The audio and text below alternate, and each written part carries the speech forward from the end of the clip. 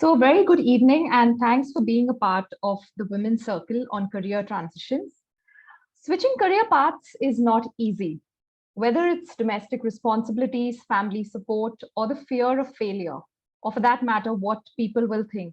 A lot can get in our way when considering a career transition. For many others, a career transition could even be a taboo, since we have been schooled to believe that careers are like boxes or containers with a finite number of options. However, the post-COVID era has changed the way everyone, and particularly women, have started looking at their careers, which has led to a shift in priorities. And I believe the great resignation, which we are all hearing about, is proof of that disruption. I'm excited to be hosting the Women's Circle today with three amazing ladies who come from very diverse backgrounds and who have made successful career transitions.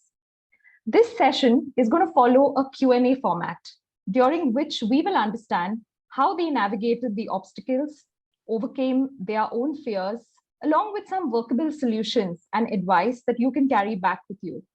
So if you've been contemplating a transition or you intend to open yourself up to that possibility in the long run, I can assure you that you are going to go away with some very useful insights post this session. So let me introduce my lovely panelists for the evening. The first to go is Lisa Vongeyer. Lisa has been a learning consultant for more than a decade and has recently launched her own learning consultancy and instructional design firm. Across 18 years of experience as an instructional designer, she has designed solutions for multinational organizations around the globe across e-learning courses. In her previous role as vice president at Delphian Logic, she managed a team of 25 plus instructional designers and designed processes and offerings to optimize and maximize resource utilization and revenue generation across delivery and sales functions. She's currently based in Pune. Welcome, Lisa, and happy to have you here. Thanks, Rochelle. I'm happy to be here as well. Our next panelist is Greeshma Thampi. Greeshma is a certified image consultant and an MBA from the Wellington Institute of Management. After spending some time in the HR space, she decided to make a career transition early on in her career to image management, which was back then something that had just begun to take shape in India. Since then, she has had an illustrious career as a corporate trainer and conducted over 950 training programs for over 15,000 participants across India and Middle East. She also conducts coaching sessions for CEOs, entrepreneurs, and celebrities, and is regularly featured in various newspapers like the Economic Times, Business Standard, DNA, and Mumbai Mirror. She's currently based in Mumbai. Welcome, Greeshma, and thanks for being a part of the panel today. Thank you, Rochelle. Pleasure to be here. Thank you. My third panelist is Neelima Bhaduri. Neelima holds a bachelor's degree in electronics and instrumentation engineering and is a PMP certified professional with over 18 years of experience in the oil and gas industry, encompassing diverse exposure in renowned MNCs, executing prestigious projects. In 2021, owing to family circumstances and her own innate desire to step into something different, she joined Talage as partner content and marketing and works with professionals who want to leverage their competencies for exponential growth and success. What's more interesting is that she's currently pursuing her master's in industrial and organization psychology, which is something truly commendable for someone coming from a co-project management background. She's currently based in Visakhapatnam, Andhra Pradesh. Welcome, Neelima, and excited to hear from you today. Thank you so much. It's a pleasure. So it is indeed my pleasure to welcome the three of you. And I believe that there is so much to be learned and inspiration to be gained in the next 60 minutes. To ensure we're doing well on time, we are going to reserve the last 15 minutes for any questions that may come from participants on this call. So if there are questions that come up for you, please note it down and we will definitely take it towards the end. You may either put it in the chat box or you may unmute yourself towards the end. I would also encourage you, since we're doing it on Zoom, to use the reaction tab, right? So you can either put a thumbs up or a celebration emoji or for that matter, a heart, if anything really resonates with you, so that we're keeping it, two-way. Okay, so without further ado, let's move on to the questions for our panelists. So my first question is for you, Lisa. You were holding a very senior position as vice president at Delphian Logic, which many women would, have been vying for. What was the trigger behind your decision to make this transition into entrepreneurship? And what was that big why for you? So there are many people who think, at some point I want to have my own company or I want to have my own business. I was never one of them. I used to look at people and I used to be like, that's such a scary call to take. How do you even think about it? So this was really never an ambition of mine or a plan of mine. So as you said, I was holding a fairly senior position as vice president at Delphian Logic. It's a company that's based in Pune, and I had joined them fairly early on when they were quite new.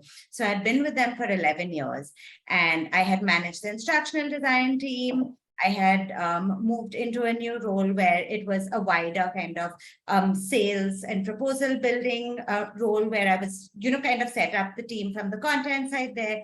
And through it all, like, for me, taking ownership of things was very important, kind of driving things, figuring out what was wrong, getting solutions, figuring out what was the direction we wanted to go in. And over time, it started building up a little bit on me, that I'm doing a lot of this, I'm taking a lot of ownership, but I don't actually have that ownership. It's not my company. I don't have the final decision-making power over here. I have to pass my decisions by someone. Someone else may see things in a different light. If I'm passionate about, like moving in a certain direction or updating things or doing things in a more efficient manner, there are so many other stakeholders that you have to convince, and so it all started building up, and I tried a lot of different things in terms of like, talking to my manager, who was one of the owners of the company, about, how we could do things differently, being, getting like, a certain, like a payment model also that was more commensurate with the way I was doing things, that would be maybe a little more commission based, different aspects of things. But nothing was quite clicking, and this was like nearly a 1.5 year process. I was enjoying my job. I was doing it well. I was having fun, but there was this thing that was niggling. And then at one point, I opened my mind to the idea that what if we start something of our own? And it was just that I hadn't ever opened my mind to that thought. And once I opened my mind, suddenly it was like all the pieces fell into place, Suddenly I was like, oh, this is the answer. All the other things that I've been pursuing and the things that I've been trying to, adjust and change, it was not fitting because that was not the solution. The solution here was to act. If I wanted ownership, I had to take the plunge and start something that I would be the owner of. And once I kind of took that call, it actually happened in like, I think a month. I put in my papers in a month, it took a month to like, like mull over it and move it around and say, okay, this is right. And we took that call in a month. And the even trickier part about this is that my business partner who owns the company with me is also my husband. So nice. we both took the call on our own to give up a steady income and a full-time job and start our own company. But it was just the right time. I truly believe that, like if you have something that's, not quite working, it's, there's something you're struggling against and it's not quite flowing, there is an answer. And when you find that answer, there is a click that happens. And it really feels like that's what happened with entrepreneurship for us. And we didn't know, and we went into it saying we'll take our shot, right now we'll take our shot. If it doesn't work, it's okay, we'll go back and we'll get another job. That's always an option, but let's take our shot. And so far, touch wood, it is working, where it's moving along well. So I'm very happy we did take that decision. Wonderful to know, Lisa. What you said, like a tiny niggle, came up into a very loud, inner voice, Over which, time, yes. yeah, yeah. Built And, up. and like you said, it was for you, it was 1 month, right? And then But you, it was 1.5 years of the niggle yeah, going on. Little bit, yeah, suddenly it yeah, would pinch in one direction and in another. But once the solution occurred, and I just had to open my mind to it. I had to open my mind to the thought that, just go and do something of your own. absolutely. Wonderful. Very inspiring. Moving over to you, Neelima. So, what was that specific turning point in your own career, right, which made you kind of reflect and redirect? Because moving from a project management kind of field into something like, talent development is a very, very big inflection. So, we would like to know a little more about that. Yeah, sure. So, you know my story, Rochelle. So, I had to leave Honeywell after anyway because there was a lot of disturbance in my family life owing to my husband's profile. He's a submariner in the Indian Navy, so we are always on the move. And I have always kind of managed my career with his appointments and with his postings. So, after Honeywell, after a tenure of around 3 years. I had to shift to Vishakhapatnam, and here the opportunities are very limited because it's a tier two city, and things were not quite open. So I picked up a role in a great organization in a similar profile. However, it was the Yeah. construction side. So Okay. just to give a brief background to all of you about how the oil and gas industry works. So we have four phases basically. The first one starts with engineering, then procurement, then construction, and finally commissioning, and then we hand over the project to the client. So we were to execute this project here with Hindustan Petroleum as the client and Engineers India Limited as the project management consultant. And I worked in this organization for close to 2 years. And in fact, even during the pandemic. So because this was a side job and Yeah. the working hours were really taxing, it was 6 days a week and 65 hours a week. So by the time I used to arrive on a well-deserved Sunday, I used to get tired thinking about Monday and the next week, a long week. Yeah.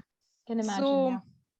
and I had to be at site twice a week and, work with the contract labor, so many other contractors. And there were times when I was being stared at the site because this still, there is a long way for women to go in this industry, and especially in a tier two True. city and a place like this. So in the beginning of the pandemic also, we were homebound only for the first strict lockdown that we had in our country.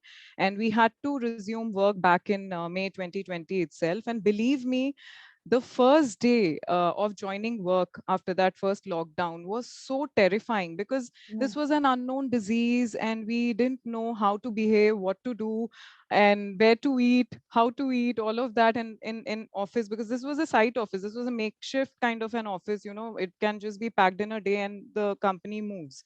So coming back each day at home, back to my child, my husband, my pet, was very scary. And I remember finishing off number of sanitizer bottles in a week's time. So the Yeah. thought of doing something about this difficult situation had already started playing on my mind, mainly Yeah. because my daughter was all by herself. Schools were closed, and with my maid, of course, and my husband was sailing. He was on a sea appointment. Yeah. So the final threshold came when I landed in the hospital, extremely sick due to COVID, because Oh, the exposure to so many people was so much. Like we were yeah. 120, 130 people in that office itself every single day. Right. So, and that was my self-realization moment. Hmm. And defense hospitals, there's a unique attribute to this. They don't have phone networks, and there are no television in the wards. So Hmm. I just Right. thank my stars that I just packed a book by Michelle Obama, Becoming. So Wow. because that was the only source of inspiration for me during those dark days of isolation and illness. So that period was a turning point in my life, and all my past years of work and changing things. You remember, Rochelle, when I joined Honeywell, my daughter and my husband, everybody was in Bombay, and every weekend I used to, come home, and then every Monday morning I used to travel back to Pune. So Yeah. all of this started flashing in front of my mind, and those questions made me really think and realize that what am I running after when I have to True. leave my only daughter, a little daughter, all alone, waiting for me entire day. And Wow. with both the parents away at work, what kind of psychological impact she must be going through? Whereas Yeah. when you see in your community, everybody is at home. They, and in fact, they are building up their relationships and their family Yeah. bonds, and it was completely different for us. So Yeah. that was the time, and I really, this still gives me a chill down my spine. Yeah. Yeah. And I just decided to quit this job. And actually, I did not have any plan what to do next. But Yeah. I had very good clarity about what is most important at this moment. And Perfect. that is how I took this decision. And because I have always been very passionate about managing teams and client facing, and uh, I always wanted to do something for the community, give back to the community by whatever I have learned through Right. learning and development, through talent management. So luckily, things started moving in this direction, and today I'm Yeah. here. Wonderful. So I think that reflection on your key priorities allowed you to channelize, your thought process into thinking of all the possibilities. So fantastic, Nilima. Yeah, With thanks. that, I move on to the next question to you, Grishma. So you were someone who decided to make the switch from HR to image consulting very early on in your career. How did you go about turning something like this, which was your passion, into a full-time profession? So, sometimes I think when you are, younger and just had few years of experience, possibly you don't overanalyze. I think one of the benefits of starting off early is that you don't overanalyze. You're not very critical about yourself. You're open to failure. And, like Lisa said, what is the worst that can happen? I have an Yeah. MBA, I can get back to a job. So I think that fear was way lesser then. But on the hindsight, there was no strategy, there was no plan. It's just like, okay, I feel this is my big aha moment. I think this is going to be a very exciting career opportunity. So let me just give it a go. So the decision making from attending a seminar on what is image management, this was way back in 2011, to joining the program, it was an exact 1 week decision for me. So while I was working, I continued working, and that's when I got certified. So that's the first thing that I would say. Even if it's a passion, but if you're looking to convert it into a profession, it's extremely important that you get yourself skilled in it, whether it's a certification, a course, getting an internship with someone. But it's always nice to learn it in a structured way. Now, not a single client till date has said, show me a certification before I give you work. It's not to prove it to the world, but it gives you a lot of credibility in your own eyes, and it gives you a lot more confidence. So I think learning your subject in a structured way, Rochelle, just like you have, it's so important, because that's where your confidence will come when you have to go out there and, talk about what you bring to the table. Then do a little bit of research, right? Because just because I'm passionate doesn't mean there is a need for that subject in the market. So what are the kind of people who could benefit from it? What price points would work? How could you really add value to others? So do some research about it. So passion is great, but if passion doesn't have an outcome or an impact, it's as good as a hobby, honestly, and you don't want your business to be a hobby. So that has to be very, very clear in your head. Speak to people in the industry, speak to friends and family, and make that switch more gradually. Yes, there are certain situations where you just decide to quit your job and switch. But if you can plan it out, maybe start working on a business idea over the weekends, then see how to transition. ensure you have at least 1 year's worth of income in your bank, because the minute you see that your bank account, the numbers are going down, it puts you in a very desperate situation, and you may end up making a lot of business decisions which may not really work for you. So focus on, in my case, what I did was I did pro bono assignments, did some free sessions. So it built my credibility, gave me more confidence, showed it. I had a portfolio that I could put out there. And then I started informing friends, family, colleagues, and social media, of course, also helped. So using all of this, has been very handy to make that transition, more gradual and effective.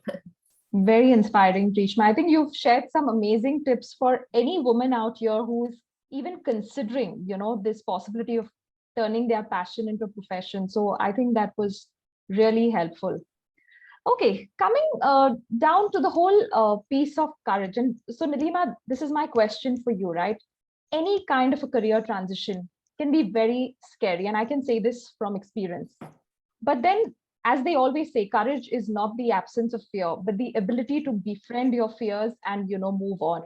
What were some of the biggest fears you had to confront during your own career transition?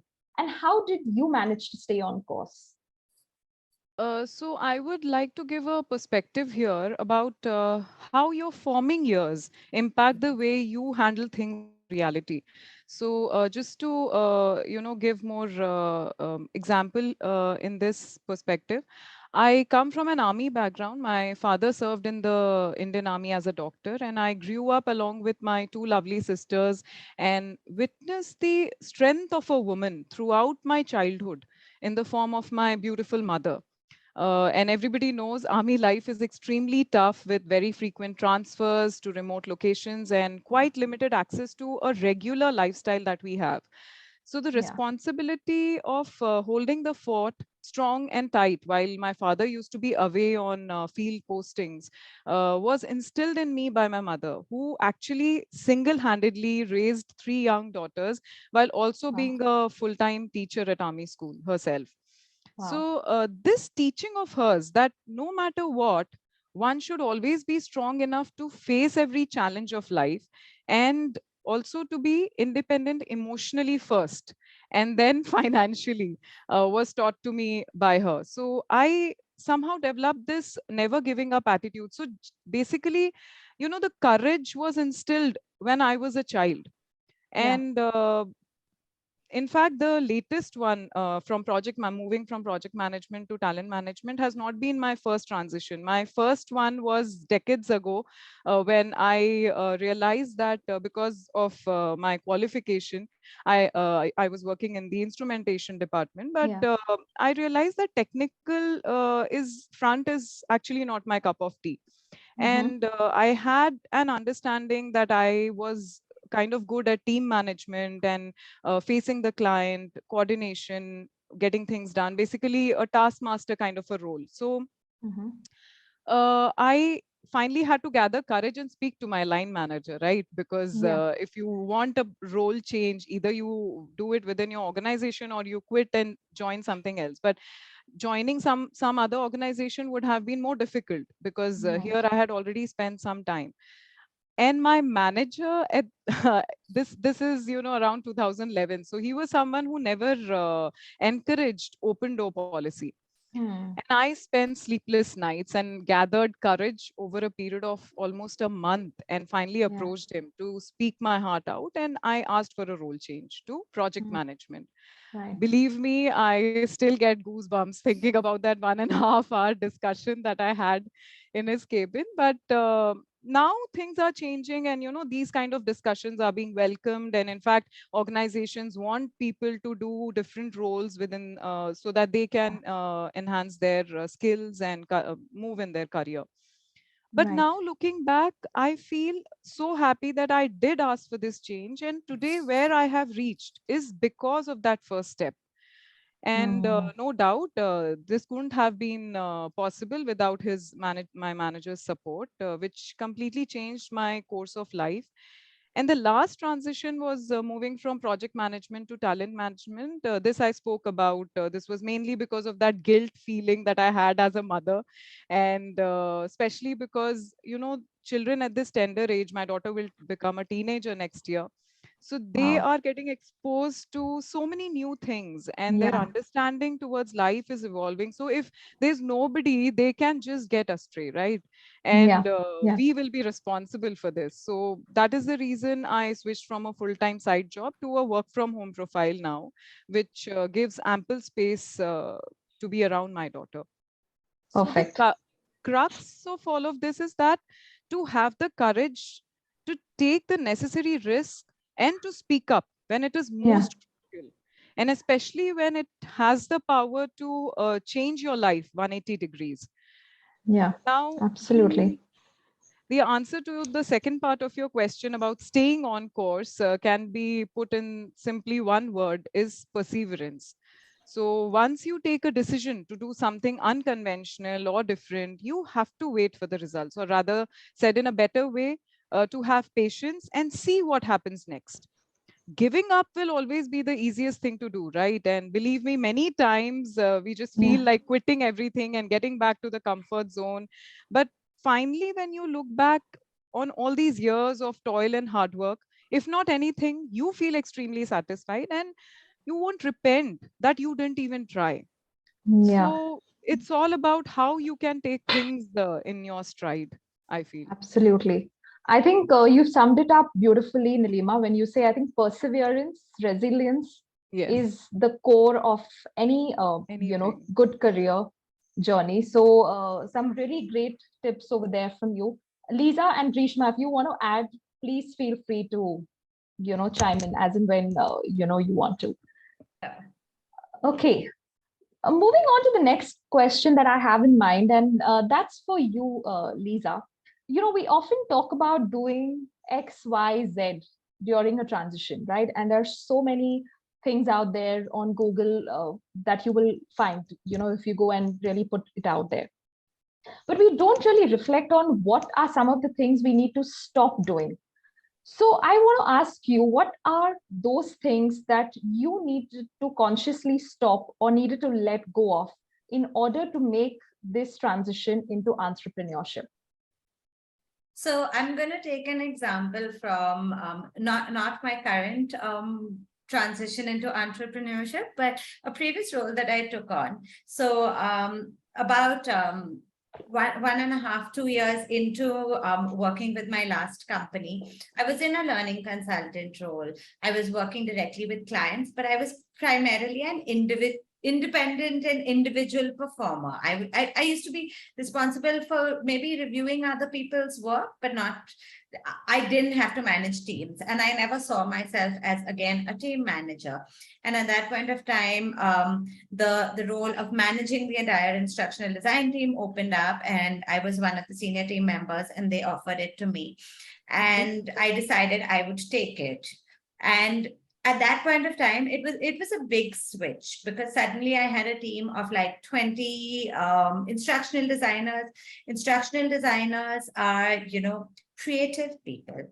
So not easy to manage a lot of the times. They have a lot of considerations. I used to get to be the creative, not easy to manage person. And then I had to move into the role of managing this team. And so for me, what I needed to really do is like not go on holding on to what I already knew, because I had my technical abilities. I had already had I think 8 or 9 years as an instructional designer. The technical side was strong, but all the other parts of the management and the interviewing and the recruitment was all quite new to me. So I realized in the beginning, I was kind of still holding on to what I already had, my technical abilities, what I already know. And I was doubting myself in all the other areas. I was doubting myself in many areas. I asked for guidance at times, but I was not sure. And the other thing that I did do, which I realized was wrong, was try to mold myself on certain other people. So for example, one of my struggles was with the interview process, because this is a fairly nebulous field. How do you tell if somebody really has what it takes to do well? it's a difficult field. And I tried different things. I talked to, like the HR head, I talked to different people, but they all had different techniques. And I realized that was not me. That was not how it worked for me. I am a chatty person. I am more casual. And there's nothing wrong with conducting interviews comfortably, being myself. I don't have to be somebody else. I don't have to be a formal head of department and project some sort of persona. I knew what I was doing. I was the head of the team. That's how I needed to be. So what I also realized is you don't have to be someone else. You don't have to model yourself on certain other traits. What you do need to do is figure out what you need to do and make it your own. You still have to be yourself.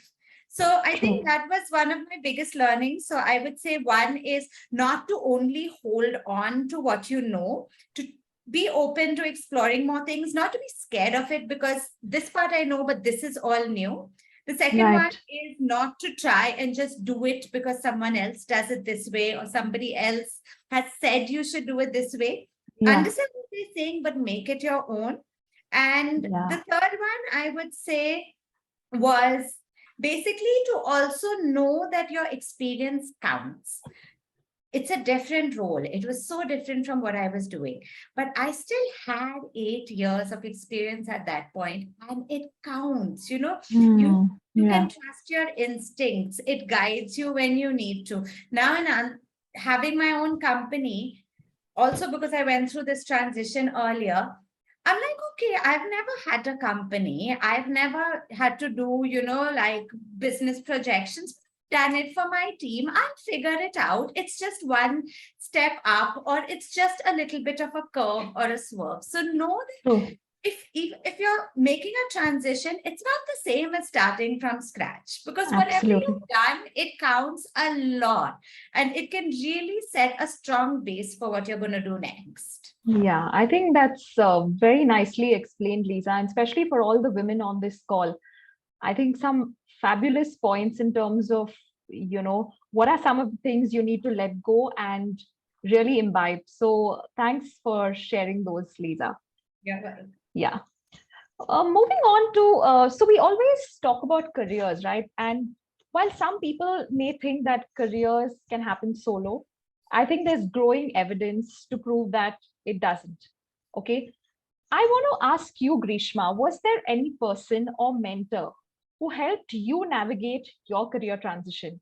And what's the advantage for calling for help while going through such a life-changing transition? Absolutely. So very, very relevant question, Rochelle. I think this is one of the most critical aspects.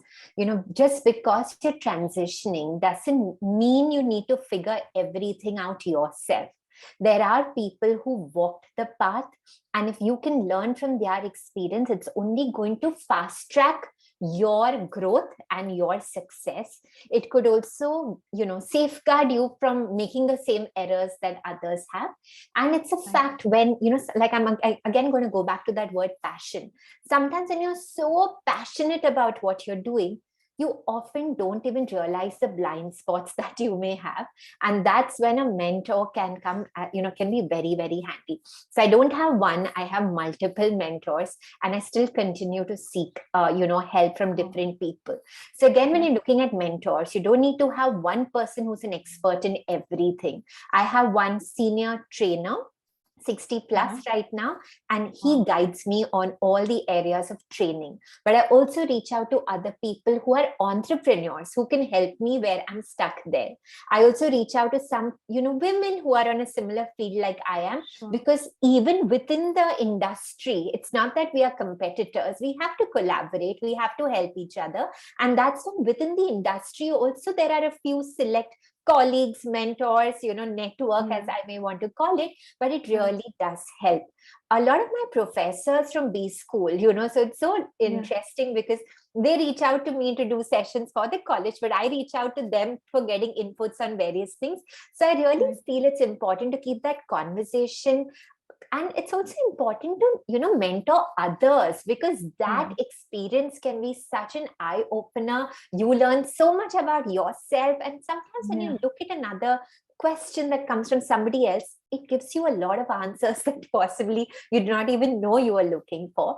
So, if I want to just put it in a nutshell, there are 3 areas that one must look at. One is focus on a lot of internal networking. So even if you're running your own company, ensure that you network with each of your people. That's important. Right. Then, of course, the external networking from other companies, other industries, people who may not know about what you're doing in terms of an industry, but they can always give you inputs on how to run your business better. It gives you a different, fresh perspective. And third, why not leverage online networking, right? Today, everyone is available at a click of a button.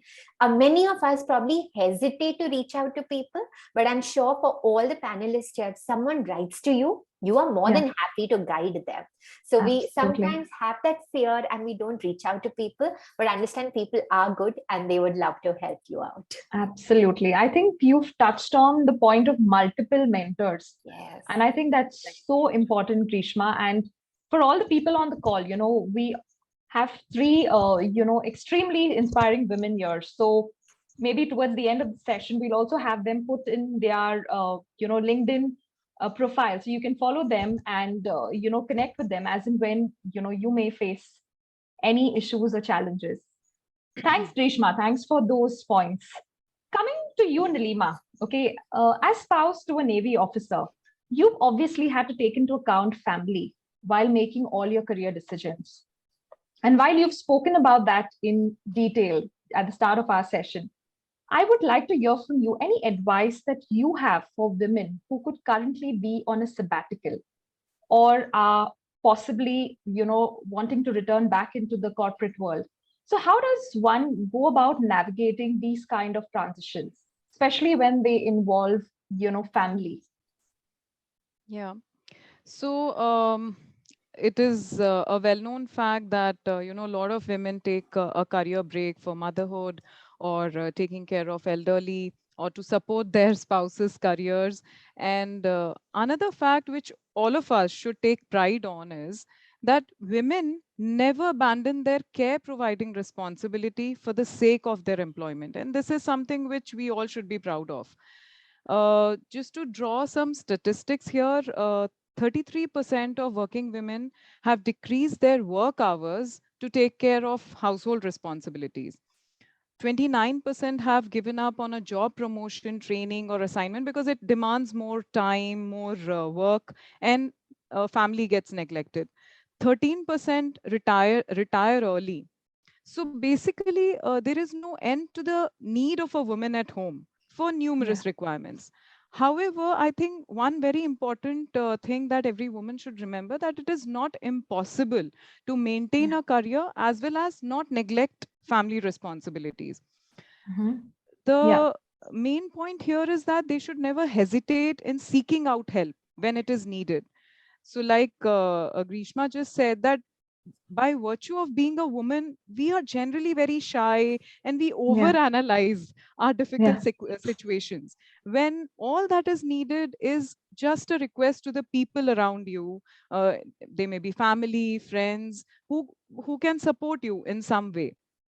This goes without saying that your spouse plays the most important role and his buy-in should always be ensured. In fact, Sheryl Sandberg in her book Lean In says that the biggest and the most critical career choice that a professional woman makes is to marry someone who would support her in her professional endeavors. Yeah, absolutely. Yeah, so with and now with the extraordinary boom of internet and social media, one can develop a very strong network and leverage it in maintaining a professional life. For example, LinkedIn, it is an immensely powerful professional networking tool which helps in connecting with people from all walks of life across the globe, and you don't have to know them personally, right? Yeah. And as the saying goes, every black cloud has a silver lining. And so COVID, the biggest pandemic of this era, is not an exception too. So it has actually opened so many doors to ample work from home opportunities. So women who want to balance things and they are unable to go out and start working can, look at these options. We just have to be alert enough to grab the right prospect. Also, for such women, it is very important to be industry ready. So, Mm-hmm. we were just discussing about the necessary certifications and skill upgradation that we should do. This is very important, and it goes in it goes a long way, because it reflects very positively on a potential employer, because he Yeah. sees that you are, trying to do something, you have the zeal to continue learning, though due to Yeah. personal commitments you're not able to work. So that also reflects very positively. And many organizations and job portals are actually having this drive and helping women get back to work. For example, Jobs for Her, Avatar Ivan, She Rose, Her Second Innings. Many organizations have this special drive where they want women to come back to work, and they have training programs for them. That is Yeah. also a part of their CSR. So Mm-hmm. we actually speculate things way too much. So if I feel, if the attitude is right, then nothing is impossible. You are good to go. Yeah, That's it. absolutely. And I think what you said about being industry ready is something that's so important. Of course, using your networking Yeah. to basically, stay in touch with the corporate world is very, very important, especially when you're in a career sabbatical. So thanks a lot, Neelima, for sharing those great tips. So, Lisa, my next question is for you. As mother to two lovely girls, how do you manage to balance your personal and professional priorities while chasing your career goals? Because I'm sure the transition into entrepreneurship comes with its own set of challenges. Yes. So, what, how did you go about it, and what would be your, quick advice and tips to, So yeah, I have like two words which I will elaborate on a little bit. One is prioritization, and the second one is boundaries.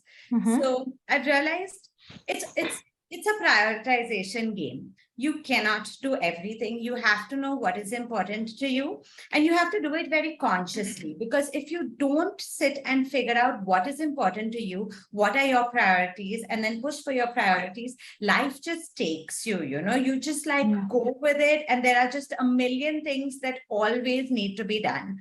So prioritization of knowing what is important and what is not so important, and you have Right. to take those calls. They are hard calls sometimes, but they have to be taken. There's no choice in the matter. Right. And I would say one thing about the prioritization is to discuss it. Like make it not just your decision that happens in isolation. If it's something that impacts your family, talk about it. If it's something that impacts your work, or the hours that you want to put in, talk about it. It's even in my job itself, like what is important right now, what is it that I should be spending my time on, and what is not really critical. So I'll give you a small example. There was this time when my kids were smaller, and they had these I've forgotten what they were called, some specific day in school when they would do like a little bit of a skit, and it was a class thing. And Okay. this used to happen like every 2 months. And I have two Okay. daughters. There was one day that was Beth's and one day that was Eva's. So it was every 2 months, and they were not necessarily early in the morning. So you had to Yeah. like make time. And Yeah. it started really eating into our time. So I talked to them, and I said, and I thought about it myself, and I was like, look, it's 2 times a month. That means, 12, like, yeah, 12 days across the two of you. Now I Right. can take leave. I can take the leave and I can come for these 12 days, but that's 12 days of my leave. I get 21 days. So that's going to be a lot of my time. So would you prefer, if it's really important for you, they were called culminating days, I will come for your culminating day. Or we could take the choice of going for a nice trip. We do a once a year holiday. We get to spend the whole day together for like 2 weeks. What would you prefer? And we discussed it. And honestly, if they had said it's really important for you to come for our culminating days, I would have done it. Luckily, everybody wanted to do trips over culminating days. Yeah. And they understood that because it was a decision we took together. So one is Right. prioritization, just being very clear about, I would love to do it all, but I can't. So I will decide. And the second thing is putting boundaries in place, like saying no. You just have to Yeah. say no. At times you have to say it's not possible, I can't do it. It's not on my priority list. There are other things that I need to do. And don't Yeah. feel guilty and say no. I say no lots. So I'm quite ruthless about it. And I know there are a lot of people who are like, oh, like these calls that you take, and they have their own perspectives, but I'm like, that's your call. You decide, Yeah. what is the priority for you. For me, this is my priority, or these are my set of priorities. And I'm ruthless. And I don't care Good. after that. You can decide, whether you like Yeah. it or don't like it. It's my Yeah. life. Absolutely. I think you really nailed it when you said, and that's what many women struggle with is, I think, the power to say no, right? So having those clear boundaries, and I like the way you got your kids aligned to this whole thing and got a buy-in from them. I think that's some great advice there, and especially for the mothers, on this call. So thanks, Lisa.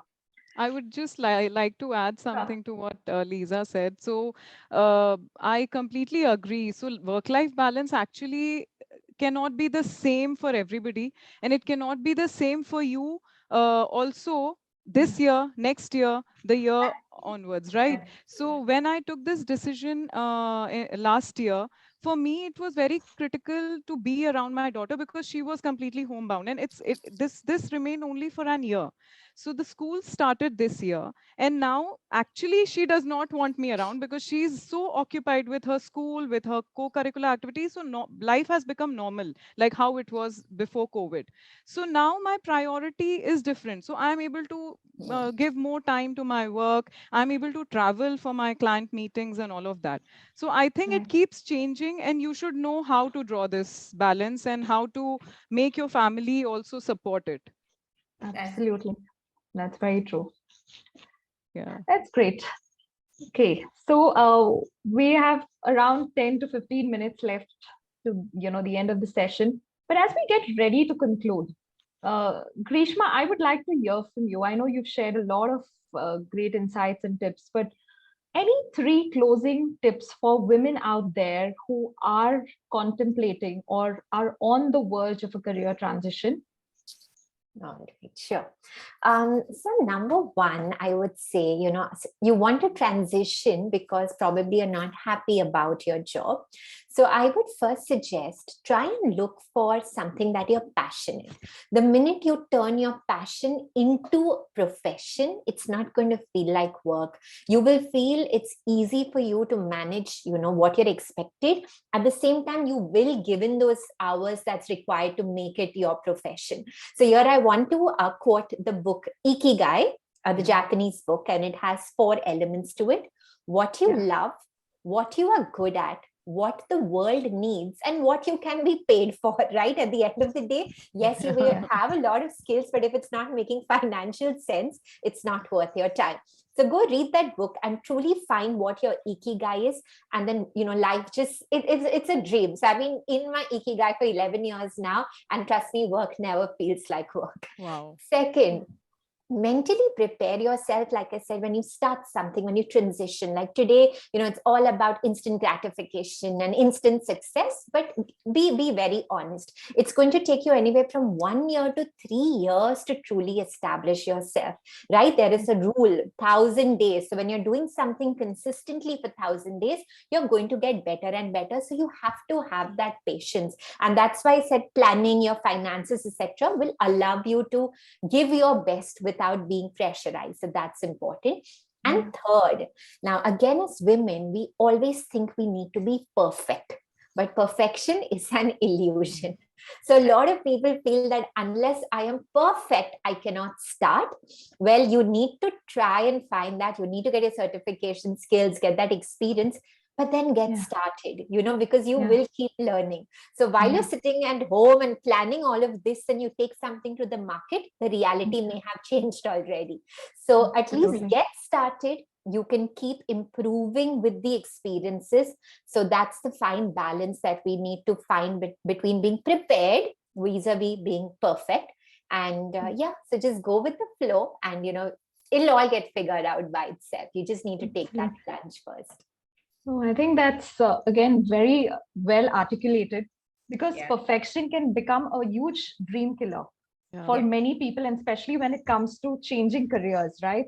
So, as they say, clarity doesn't come from thought, but from action. So, what you're saying is get into the field, start doing things, and then see how it unfolds. And then you're in a better position to decide, what's really like calling you there. So, I think some great suggestions. And as we come to the end, I thought it's also important because having sessions like these is truly about harnessing the power of sisterhood, right? We as women can really help and support each other. So I want to hear any closing thoughts from you in terms of how can we continue to do this and help lift each other up. So any of you, it's open. So maybe I can just quote an example here. It's a very, it was a great warm experience that I had. One of my acquaintances who is in her early 40s and has actually never worked in spite of being highly educated, double masters to be precise, and because Mhm. of all known reasons like bringing up young children, taking care of the elders, and so on and so forth, she approached me and she asked me that if she still stands a chance to start her career, and or it's a complete stop for her. I was more than happy to tell her that it's never too late. And I could say this because of the examples that we see in our life and my own industry experience. And I told her that we have umpteen examples of women who have started their career even at the age of 50, 55, 60. In Yeah. fact, there was a story which went viral on LinkedIn where a lady just finished her PhD at the age of 65. So Okay. I encouraged her to start off without holding herself back, and I told her that of course only encouragement will not work. So we have to also help help that person in the logical steps that follow, right? So Yeah. the practical aspect of it, and how starting from building a CV, and how to make a LinkedIn profile and all of that. And she has actually picked up a job in Cochin. And Wow. the reason what holds us back, especially for such women, is that uh, they underestimate themselves too much. And the experience that we have, and with whosoever we interact, we need to see what lessons we can take from that. So Yeah. women should definitely work together and leverage their collective experience, which will always help the community in a larger perspective. Absolutely. I think that's very nicely put, Nilima. Yeah. Lisa, I think you wanted to add something.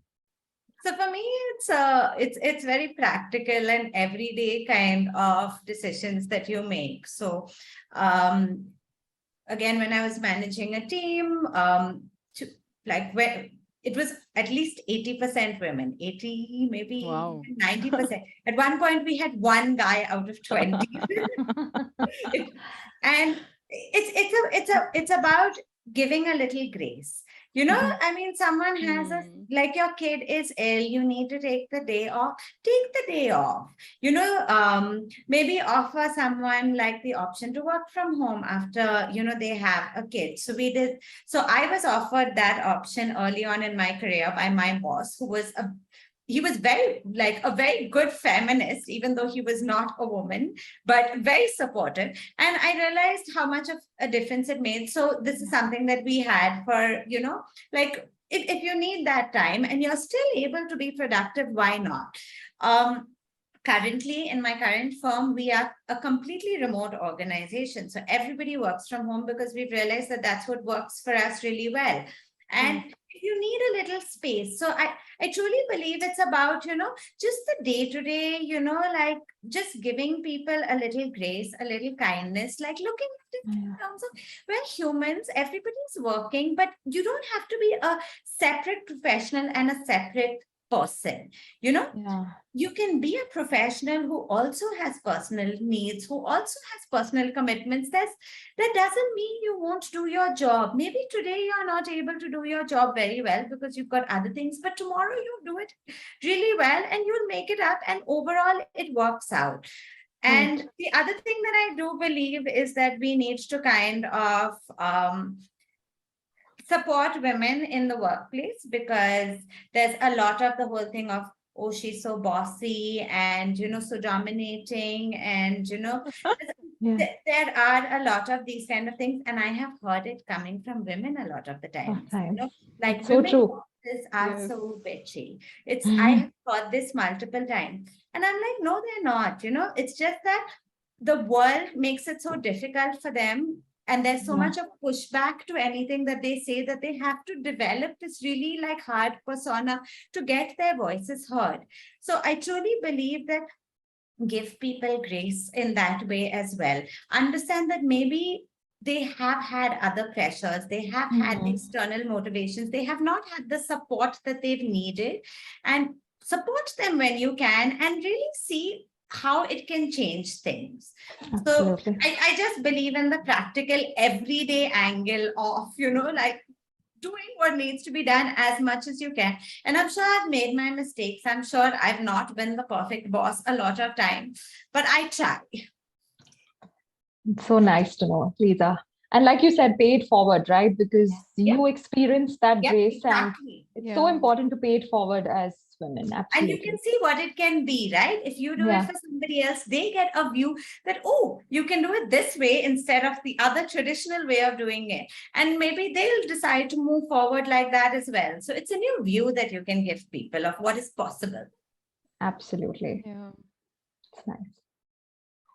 And in fact, what you said, I feel as a boss, your credibility also and your respect also increases amongst the employees. And maybe a day when they have to stay back late and deliver on something, they will happily do it because you actually supported them at the time when they needed it the most. That also Yeah. works that way. Yes. Absolutely.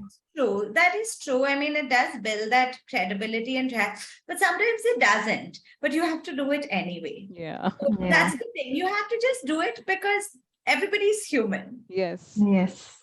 That's true.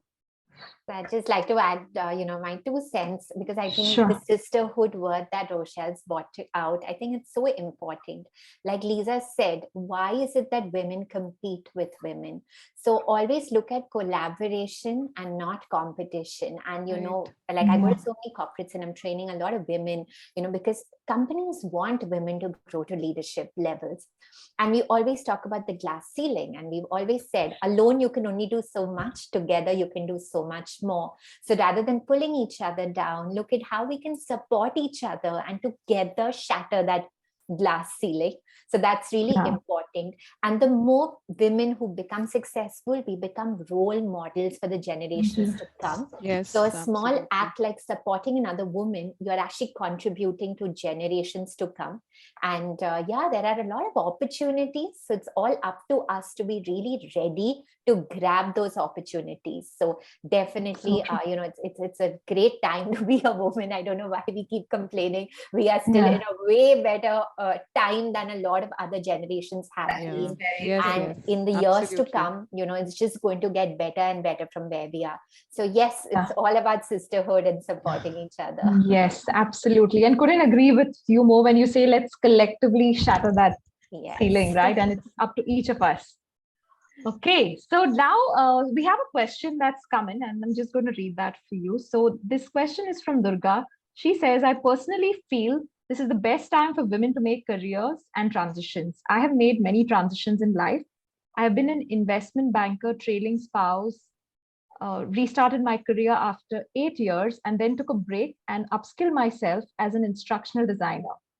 I recently made a transition as a learning experience designer with a big four. Now I'm feeling a lot of imposter syndrome. How does one deal with that?